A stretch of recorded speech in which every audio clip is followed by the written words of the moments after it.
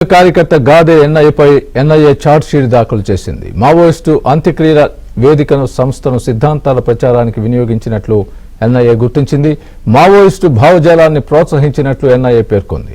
లొంగిపోయిన మాజీ మావోయిస్టు కేడర్లను బహిరంగంగా విమర్శించినట్లు ఛార్జ్ షీట్లో ఎన్ఐఏ తెలిపింది. ఛత్తీస్గఢ్ అటవీ ప్రాంతంలో పలువురు సీనియర్ మావోయిస్టు నేతలతో సన్నిహిత సంబంధాలు కూడా ఉన్నట్లు గుర్తించారు. భారత్ బచావో అనే ఫ్రంటల్ సంస్థ ద్వారా మావోయిస్టు భావజాల ప్రచారంలో చురుకుగా పాల్గొన్నట్లు ఎన్ఐఏ ఆరోపించింది.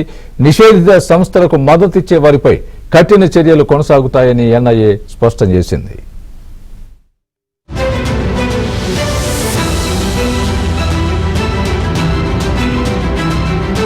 కార్యకర్త గాదే ఎన్ఐఏపై ఎన్ఐఏ ఛార్జ్ షీట్ దాఖలు చేసింది. మావోయిస్టు అంత్యక్రియల వేదికను సంస్థను సిద్ధాంతాల ప్రచారానికి వినియోగించినట్లు ఎన్ఐఏ గుర్తించింది.